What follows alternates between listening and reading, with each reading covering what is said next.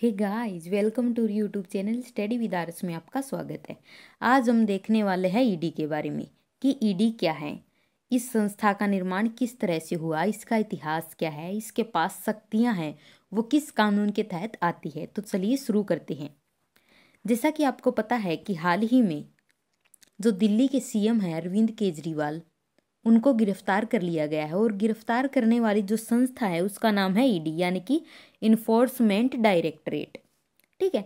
और ये जो संस्था है ये कब आई थी? ये स्थापित हुई थी 1 मई 1956 को। इसका पूरा नाम है इन्फोर्समेंट डायरेक्टरेट। ये क्या करती है? ये आपराधिक मामले जो होते हैं, आर्थिक मामले होते हैं, उनसे संबंधित कार्यवाही करती है। तो आज हम इसकी पूरी हिस्ट्री खंगालने वाले हैं कि ये कब शुरू हुई थी और ये किन किन स्टेप से विकसित हुई है। तो चलिए शुरू करते हैं। सबसे पहले तो देखते हैं कि आज़ादी के समय में जो विदेशों में स्टॉक एक्सचेंज होते थे, मतलब लेन देन का जो कार्य हो रहा था आज़ादी के बाद के कुछ साल थे, उसमें उस समय जो पीएम थे नेहरू जी, उन्होंने क्या किया? आज़ादी के समय में एक कानून था फेरा, फॉरेन एक्सचेंज रेगुलेशन एक्ट। इसके तहत क्या करवाई? विदेश में जो भी एक्सचेंज हो रहे थे लेन देन को लेकर स्टॉक मार्केट में, उन पर जांच बिठाई। बाद में 1956 में नेहरू जी के टाइम पर एक मंत्रालय है, एक विभाग है, आर्थिक मामलों का विभाग। ठीक है।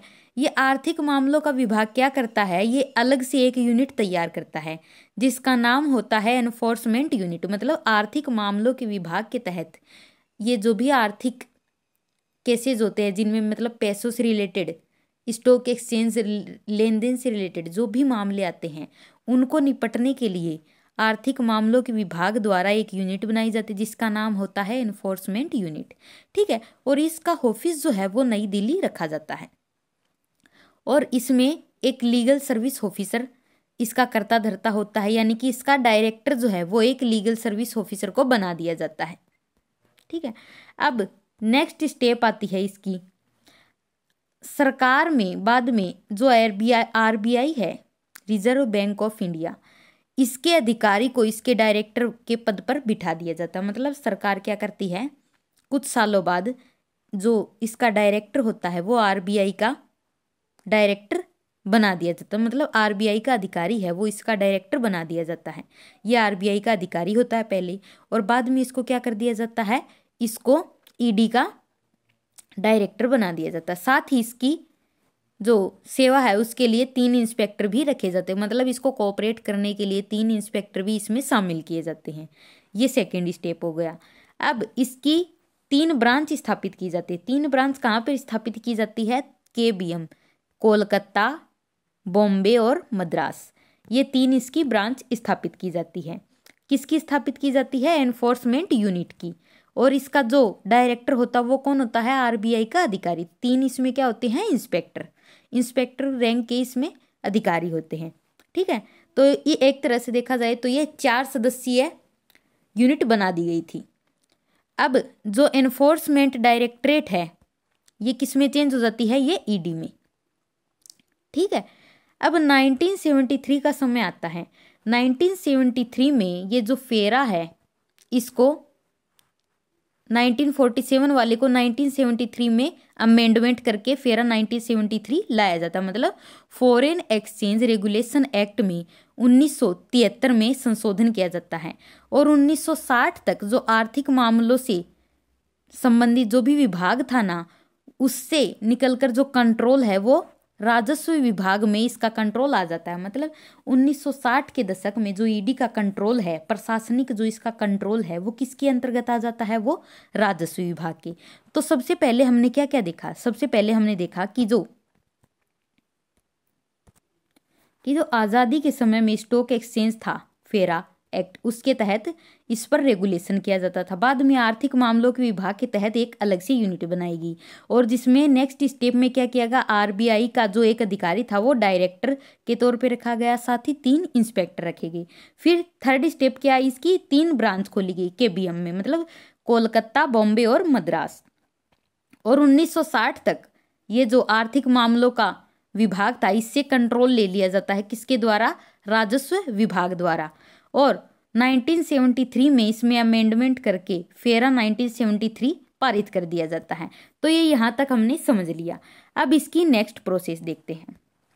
नेक्स्ट प्रोसेस क्या है ये देखिए, 1973 से 1977 तक ये क्या रहता है, ईडी इसके तहत ही कार्य करता है। मतलब 1973 से 1977 तक ईडी किसके तहत कार्य करता है? Department of personal and administrative reform के तहत कार्य करता है, यानी कि कार्मिक विभाग के तहत ईडी है ये कार्य करता है। कितने साल तक? 1973 से लेकर 1977 तक। ठीक है।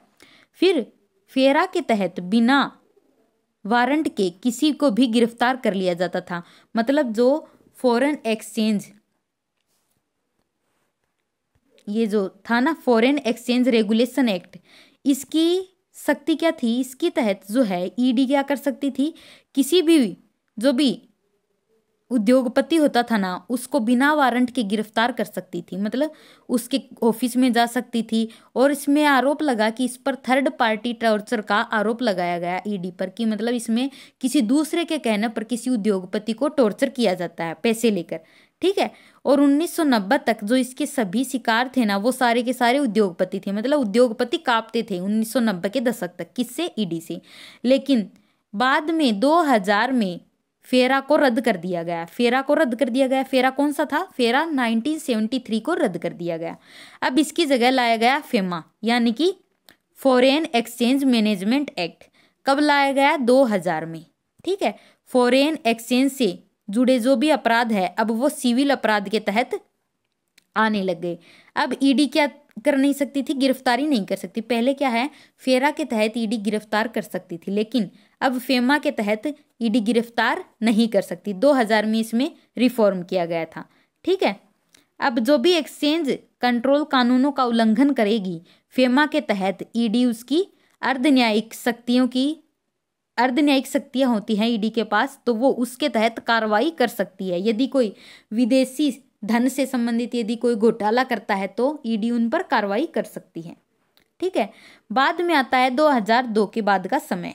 अब 2002 में अटल बिहारी वाजपेयी की सरकार आती है, तो वो कौन सा एक्ट लेके आती है? Prevention of money laundering act, यानी कि PMLA, prevention of money laundering act. ये कौन लेके आता है? ये अटल बिहारी सरकार लेके आती है 2002 में, और इसे संसद में पेश करती है, लेकिन वो इसे लागू नहीं कर पाती है। लागू कौन करती है? इसे लागू करती है कांग्रेस की सरकार। 2004 में कांग्रेस इसे लागू करती है। ठीक है। बाद में यूपीए ही इसमें 2012 में संशोधन करके इसके अपराध का दायरा बढ़ाती है कि ईडी के दायरे में कौन कौन से और अपराध आने चाहिए। तो ईडी का आपराधिक दायरा किसने बढ़ाया? यूपीए ने। लागू किसने किया? यूपीए ने। लेकर कौन आई? एनडीए सरकार। कब लेके आई? 2002 में। और लागू कब हुआ? ये 2004 में। ठीक है। 2004 में ये कांग्रेस द्वारा वापस से लाया गया और 2005 में इसको लागू किया गया। ठीक है। अब इसका आपराधिक दायरा जो था, इसके आपराधिक दायरे में कौन कौन आता है? देखिए, यदि कोई व्यक्ति धन छुपाता है, उसका अधिग्रहण करता है, ठीक है, धन का आपराधिक मामलों में यूज करता है, मतलब किसी के पास एक्स्ट्रा मनी है तो वो उसका यदि किसी क्रिमिनल चीज़ों में यूज करता है तो उस पर भी ईडी के तहत क्या की जा सकती है? कार्रवाई की जा सकती है। मतलब क्रिमिनल केसेज किसके हाथ में दे दिए गए? ईडी के हाथ में दे दी गई। अब ईडी के पास एक अलग से पावर आ चुकी थी। पावर आने का मतलब है कि ये बहुत ही ज़्यादा शक्तिशाली हो चुकी थी।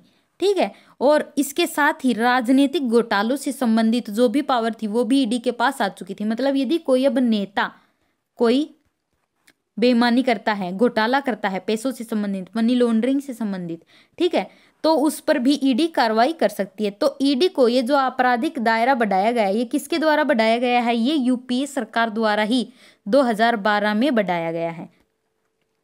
ठीक है। बाद में आती है अब 2018 का समय। 2018 में बीजेपी सरकार ने क्या किया? जो लोग पैसे लेकर विदेश में भाग जाते थे उनके लिए भगोड़ा आर्थिक अपराधी अधिनियम लेके आई मोदी सरकार, FEOA। ठीक है, ये भी किसके तहत है? ईडी के तहत ही कार्य करेगी। ईडी इसके तहत कार्य कर सकती है, मतलब जो कोई पैसा लेकर विदेश भाग जाता है तो उस पर भी ईडी कार्रवाई कर सकती है। अब देखिए, ईडी के हाथ में मामला कब जाता है? जब किसी थाने में 1 करोड़ रुपए या उससे ज्यादा की रकम गलत तरीके से कमाने का मामला दर्ज किया जाता है तो ये सूचना है वो पुलिस को दी जाती है। मतलब पुलिस जो है, पहले पुलिस के पास इसकी सूचना आती है, बाद में पुलिस इसकी सूचना ईडी को देती है। मतलब मान लीजिए किसी थाने में कोई व्यक्ति है, वो आकर रिपोर्ट दर्ज करवा दे कि फला नेता के पास 5 करोड़ रुपए है, ठीक है, और वो उसका गलत तरीके से यूज कर रहा है, तो पुलिस इसकी सूचना किसको देगी? ईडी को देगी, और ईडी उसके ऊपर पीएमएलए कानून के तहत क्या करेगी? कार्रवाई करेगी।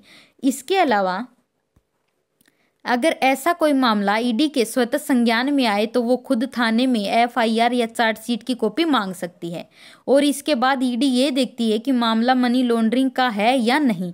मतलब ईडी के पास ये पावर भी है कि वो खुद से जाकर भी पुलिस से चार्जशीट मांग सकती है। यदि उसे शक हो कि कोई व्यक्ति है वो पैसों से लेकर कोई गबन का कार्य घोटाला कर रहा है तो खुद जाकर चार्जशीट ले सकती है। स्वतः संज्ञान लेने की शक्ति भी ईडी के पास है यदि वो मामला मनी लॉन्ड्रिंग से संबंधित है।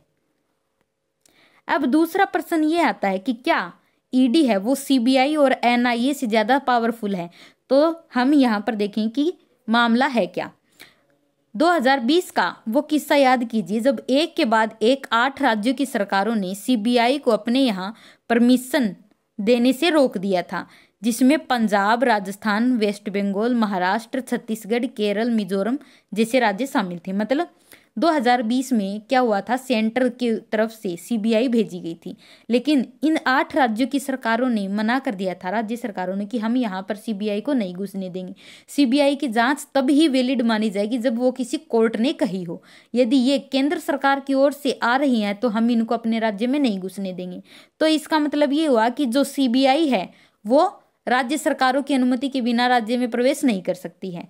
ठीक है, तो इसका मतलब ये है कि Delhi police special establishment act 1946 के तहत सीबीआई बनी थी, जो किसी भी राज्य में घुसने के लिए राज्य सरकार की अनुमति लेनी जरूरी है। अगर जांच किसी अदालत के आदेश पर हो रही है तब सीबीआई कहीं भी जा सकती है। मतलब यदि कोर्ट ने कहा कि आप फलां राज्य की जांच कीजिए, ठीक है, तब सीबीआई को कोई नहीं रोक सकता है। लेकिन पूछताछ और गिरफ्तारी ये कर सकती है यदि उसने कोर्ट का आदेश लिया है। और करप्शन के मामलों में अफसरों पर मुकदमा चलाने के लिए सीबीआई को उनके डिपार्टमेंट से भी अनुमति लेनी पड़ती है। यदि मान लीजिए किसी अफसर पर करप्शन का केस चलाना है तो सीबीआई को खुद के सीनियर अफसर से भी क्या लेनी पड़ती है? परमिशन लेनी पड़ती है। तो हमने देखा कि सीबीआई क्या है, एक तरह से परमिशन लेकर ही कार्य करती, बिना सरकार की परमिशन से ये कार्य नहीं कर सकती है। दूसरा है एनआईए, नेशनल इन्वेस्टिगेशन एजेंसी, यानी कि एनआईए इसका पूरा नाम है। और इसको जो एनआईए को पावर है वो कहाँ से मिलती है? एनआईए एक्ट 2008 से। एनआईए जो है ये पूरे देश में काम कर सकती है, लेकिन इसकी भी एक क्या है कमजोरी, ये केवल आतंकवाद से जुड़े केसेस पर ही कार्य कर सकती है। यानी कि एनआईए कार्य तो पूरे देश में कर सकती है, कहीं भी जा सकती है, लेकिन केवल आतंकवाद से संबंधित जो भी गतिविधियां होंगी उन्हीं पर केवल एनआईए लगाया जा सकता है। National investigation agency 2008। ठीक है, तो इससे हमें क्या निष्कर्ष निकला? इससे ये निष्कर्ष निकला कि ईडी जो है ये केंद्र सरकार की इकलौता ऐसा ब्रह्मास्त्र है, यानी कि जांच एजेंसी है जिसे मनी लॉन्ड्रिंग, पैसे के गबन से लेकर घोटालों के संबंध में नेताओं और अफसरों को तलब करने, उन पर मुकदमा चलाने और सरकार की अनुमति लेने की जरूरत नहीं होती है। मतलब यदि किसी नेता को तलब करना है, ठीक है, किसी अफसर को तलब करना है, उन पर केस चलाना है, तो वो बिना केंद्र सरकार की अनुमति के भी ये कार्य कर सकती है। जबकि जो सीबीआई और एनआईए है इसको सरकार की परमिशन लेनी जरूरी होती है। ईडी छापा भी मार सकती है और उस व्यक्ति की प्रॉपर्टी भी जब्त कर सकती है। हालांकि प्रॉपर्टी यदि यूज में आ रही है, जैसे कि मकान में कोई रह रहा है, होटल है, तो उसको खाली नहीं करवाया जा सकता। यदि वो पहले से खाली है तो हाँ उसको खाली करवाया जा सकता है। ठीक है, ये हो गया मनी लॉन्ड्रिंग से संबंधित। अब देखते हैं कि मनी लॉन्ड्रिंग एक्ट में ईडी जिसे गिरफ्तार कर सकती है उसे जमानत मिलना क्या होता है, बहुत ही मुश्किल हो जाता है। और इस कानून के तहत जो जांच करने वाला अधिकारी होता है ना, यदि उसके सामने उस व्यक्ति ने जो भी बयान दिया ना, उसी बयान को कोर्ट क्या मानता है, सबूत मानता है। जबकि बाकी कानूनों के तहत जो पुलिस के सामने या किसी ऐसे अधिकारी के सामने जो व्यक्ति बयान देता है उसको अदालत वैल्यूएबल नहीं मानती है। लेकिन ईडी के मामले में क्या है, जो अफसर के सामने कह दिया, चाहे वो उसे टॉर्चर करके उगलवाया जाए या उसे जबरदस्ती किसी भी प्रेशर में लेकर कहलवाया जाए, जो भी बयान उस व्यक्ति ने दे दिया ना, वही बयान क्या मानेगी, कोर्ट सही मानेगी। और दूसरा ये है कि ये गैर जमानती अपराध होता है, यानी कि इसमें जमानत भी नहीं मिलती है। ठीक है, अब देखते हैं कि अब तक ईडी के शिकंजे में कितने लोग आए हैं। यदि बात करें आंकड़ों की तो 18 साल में 148 जो प्रमुख लीडर रहे हैं, मुख्य नेता हैं, वो ईडी के शिकंजे में फंसे हैं। इनमें से 85% जो नेता हैं वो विपक्ष के रहे हैं। साल 2022 में इंडियन एक्सप्रेस ने बताया अपनी एक रिपोर्ट में कि ईडी ने पिछले 18 साल में 147 जो राजनेता हैं, जो मेन लीडर हैं, जैसे कि केजरीवाल है, राहुल गांधी है, इस तरह की जो प्रमुख पार्टियों के प्रमुख नेता ना, इनकी जांच की है। कितनी, 18 साल में 147 लोगों की जांच की है। और जिनमें ज्यादातर क्या है, 85% विपक्ष के नेता थे। वहीं 2014 की बात करें कि एनडीए सरकार में क्या ईडी का जो दबदबा है वो ज्यादा बढ़ा है या कम हुआ है, तो 2014 के बाद एनडीए के शासनकाल में, यानी कि 8 सालों में नेताओं के खिलाफ ईडी के इस्तेमाल में 4 गुना बढ़ोतरी हुई। यानी कि जो एनडीए सरकार है, इसने ईडी का ब्रह्मास्त्र के रूप में बहुत ही खुलकर प्रयोग किया है। इस दौरान 121 राजनेता जांच के दायरे में आए हैं। ठीक है, 8 सालों में देखिए, 18 सालों में 147 आए, लेकिन एनडीए के शासनकाल में इकलौते 8 साल में 121 आ चुके हैं, जिनमें से 115 तो विपक्षी नेता हैं। 115 इसमें से 121 में से 115 विपक्ष के नेता हैं। यानी कि 95% जो कार्रवाई है वो केवल विपक्ष के नेताओं पर की जा रही है। तो हम कह सकते कि एनडीए के शासनकाल में जो ईडी है, इसका जो यूज है वो बहुत ही ज्यादा बढ़ा है। साथ ही यूपीए के शासनकाल, यानी कि कांग्रेस के द्वारा जो दल शासित किया जाता है उसको यूपीए कहा जाता है। इसके शासनकाल में 2004 से 2014 के बीच ईडी ने सिर्फ 26 राजनेताओं की जांच की। यानी कि हम कह सकते हैं कि 26 तो यूपीए के शासनकाल में की गई हैं, और जबकि एनडीए के शासनकाल में 8 साल देखते हैं, 8 साल में उसने कर दिए 121, और इसमें विपक्ष के केवल 14 यानी कि 54% नेता शामिल थे। यानी कि इसमें जो सरकार में उसके नेता भी शामिल किए गए थे, 14%। और जबकि वहां पर हमने रेशियो देखा 95% विपक्ष के नेता कवर किए गए हैं। अब देखते हैं कि ईडी का जो रेशियो गिरफ्तार करने का, केस चलाने का, उनमें से कितने लोगों को सजा होती है। ईडी ने अब तक करीब 6000 केस दर्ज किए हैं, जिसमें से सजा जो है वो केवल बहुत ही कम लोगों को हुई है, 0.4% लोगों को हुई है। विपक्षी दलों की ओर से सवाल उठाए जाने के बाद ईडी ने 31 जनवरी 2023 तक जितने भी लोगों पर केस किए हैं उनके एक लिस्ट जारी की है कि भाई हाँ, 2023 तक इतने लोगों पर केस दर्ज किए हैं ईडी ने। इसके मुताबिक पीएमएलए कानून के तहत ईडी ने 31 जनवरी 2023 तक 5906 केस रजिस्टर किए हैं। इनमें से सिर्फ 2.98% यानी कि 176 केस अकेले विधायक, पूर्व विधायक, MLC, member of legislative council, सांसद, पूर्व सांसद, इनके खिलाफ दर्ज किए गए हैं। मतलब जो टारगेट है ईडी का, जो निशाना है वो सबसे ज्यादा किस पर है, राजनेताओं पर रहा है। यानी कि 31 जनवरी 2023 तक सबसे ज्यादा ये टारगेट किए गए हैं। इसमें बिजनेसमैन का हमने देखा कि कोई भी नाम अभी तक नहीं आया है।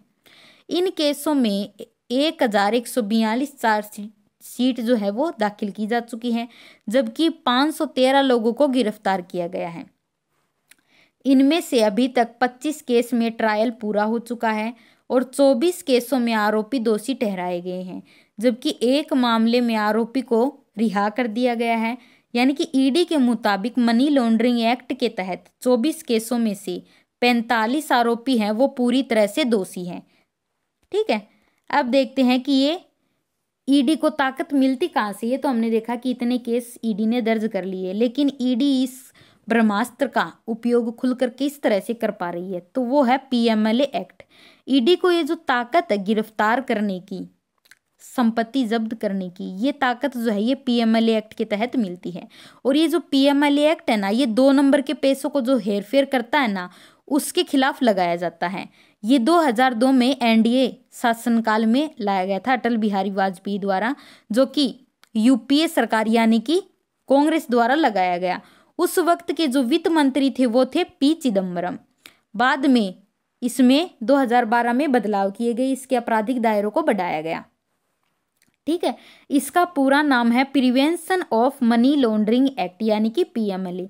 ये एक क्रिमिनल लॉ है। क्रिमिनल लॉ यानी कि जो भी क्राइम करेगा उससे संबंधित ये कार्रवाई ईडी कर सकती है। इसके तहत ईडी को मनी लॉन्ड्रिंग के आरोपियों की संपत्ति जांच करने, पूछताछ करने, गिरफ्तारी और जब्त करने का अधिकार दिया गया है।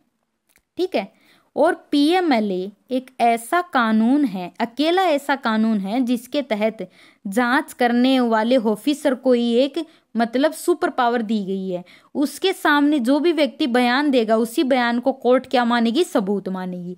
जबकि जो दूसरे कानून होते हैं उसके बयान को कोर्ट एक तरह से वैल्यू नहीं देती है। तो मतलब हम कह सकते हैं यदि किसी व्यक्ति से मारपीट करके उस पर किसी प्रकार का अनावश्यक या अनैतिक दबाव देकर ये अफसर मान लीजिए कि कोई बात उगलवा लेते हैं, कहलवा लेते, रिकॉर्ड कर लेते हैं, तो उसी को कोर्ट क्या मानता है, सबूत मानता है। और साथ ही एक तरह का क्या है, गैर जमानती अपराध, यानी कि इसकी जमानत भी नहीं होती है। और पीएमएलए की ताकत क्या है कि आरोपी व्यक्ति को गिरफ्तार कर सकती है, संपत्ति सीज कर सकती है, नेताओं और अफसरों को भी पकड़ सकती है, और साथ ही सरकार की बिना अनुमति के भी एक ऑटोमेटिक सिस्टम होता है, इसको मुकदमा चला सकती है। जांच अफसर के बयान को कोर्ट क्या मानता है, सबूत मानता है। ठीक है, अब किसी आरोपी को सिर्फ तभी जमानत दी जा सकती है जब कोर्ट इस बात से संतुष्ट हो जाए कि वास्तव में आरोपी है वो बेगुनाह है, वो दोषी नहीं है। और मनी लॉन्ड्रिंग कन्फर्म हो गई तो ईडी संपत्ति की खोजबीन कर सकती है, फिर उसे जब्त करने की प्रक्रिया भी कर सकती है। यानी कि मनी लॉन्ड्रिंग यदि कन्फर्म हो जाती है तो ईडी उसकी संपत्ति जब्त कर सकती है, ठीक है, सीज कर सकती है और अपने कब्जे में ले सकती है। पीएमएलए का सेक्शन 4 है, वो कहता है कि दंडनीय अपराधों के मामले में स्पेशल कोर्ट्स में इनकी सुनवाई की जाएगी। यानी कि पीएमएलए कोर्ट है, इसके लिए पीएमएलए कानून के तहत पीएमएलए स्पेशल कोर्ट बनाए गए हैं जिनमें मनी लॉन्ड्रिंग से संबंधित जो भी आपराधिक कानून है उनकी सुनवाई की जाती है। और पीएमएलए कोर्ट के किसी ऑर्डर के खिलाफ उच्च अदालतों में अपील की जा सकती है। यानी कि यदि आपसे पूछे कि क्या जो पीएमएलए कोर्ट बिठाए गए हैं पीएमएलए कानून के तहत, क्या उनके तहत हम हाई कोर्ट या सुप्रीम कोर्ट में अपील कर सकते हैं, तो हाँ बिल्कुल कर सकते हैं। पीएमएलए कोर्ट क्या है, एक तरह से ट्रायल कोर्ट है, ये फर्स्ट स्टेज। यदि मान लीजिए आप इसके निर्णय से असंतुष्ट है तो आप हाई कोर्ट जा सकते हैं, हाई कोर्ट से असंतुष्ट है तो आप सुप्रीम कोर्ट जा सकते हैं। अब हमारे सामने सवाल ये है कि क्या ईडी एक संवैधानिक संस्था है? ठीक है, क्या वर्तमान सरकार ने ईडी को अपना ब्रह्मास्त्र बना लिया? यानी कि वर्तमान सरकार क्या ईडी का दुरुपयोग कर रही है? ये सवाल है, ये हमें खोजना है। उम्मीद करती हूँ आपको ये वीडियो पसंद आया है, तो प्लीज़ इसे लाइक, शेयर और सब्सक्राइब करना ना भूलें। Thank you.